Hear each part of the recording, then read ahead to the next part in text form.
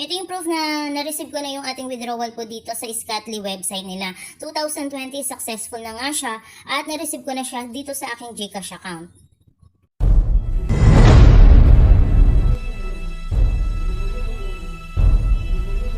Ito yung website na pag-uusapan natin. So, may marireceive kayo dito na 20 pesos po kapag po nakapag-sign up pa lang kayo dito. So, dito may nakalagay na awards.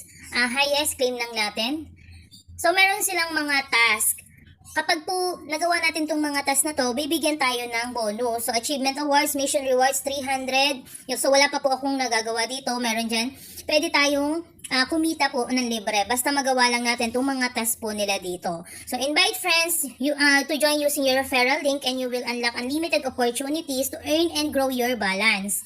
Ayan, back muna natin. So, para makapag-invite nga tayo, ito yung unang paraan para kumita nga po tayo dito ng libre. So, 15% po sa level 1, 10% sa tier 2, 5% pa sa tier 3. So, malaki yung bigayan nila dito hanggang level 2 at 3, no? And then, ito yung ating referral link. Ayan, click nyo lang para makopy and then pwede nyo na po yan isend po sa inyong mga friends or i-post po ninyo sa inyong mga social media accounts. So, once na makapag-avail sila ng product dito, doon kayo kikita po ng commission. Okay, so para nga malaman natin yung kitaan talaga dito, so yun yung may puhunan naman. Punta lang kayo dito sa product. So, dito sa product, meron sila mga, ayan yung mga pinopromote po nila ng mga product nga nila. So, meron sila dito 220 po na minimum. And then, ayan, price 220, cycle 500 days, Sipo Bukat. And then, meron 320. Oh, tingnan natin kung magkano yung ating magiging earnings. Price 220, daily profit nyo po is 35 pesos. Ayan, okay? So, kapag gusto nyo nga po mag-try, pili lang kayo kung GCash 1, 2, Maya, o yung pwede yung balance nyo gamitin nyo para makapag-avail kayo ng product dito.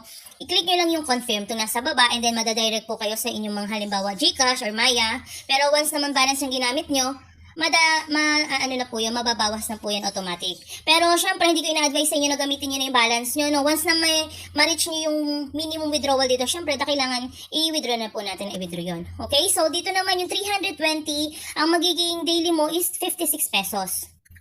Ayan, sumunod yung 520, 96 naman yan magiging daily. So, 1,234 pesos po yan daily. Ayan, tapos, ayan, sumunod yung malalaki ng amount. So, wag na natin siyang banggitin pa at ayoko po kayong mag-alagay ng masyado namang malaki. In case na gusto nyong mag-try, bumili, no, doon na lang kayo sa minimum.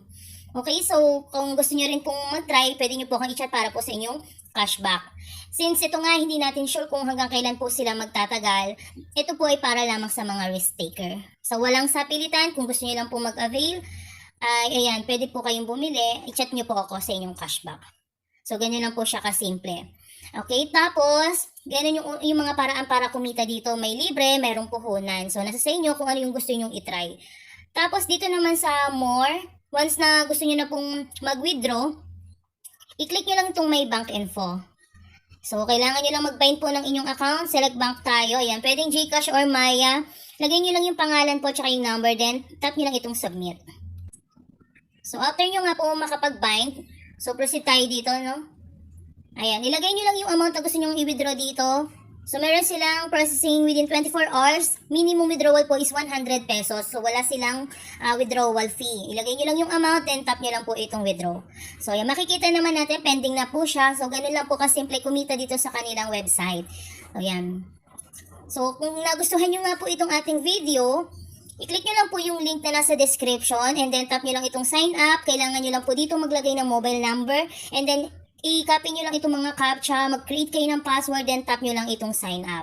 Okay, so ganun lang po kasimple. And dito na po natatapos yung aking tutorial tungkol dito sa paano kumita sa pusa dito, no? Ayan. So yun lamang, maraming salamat po and see you on my next video.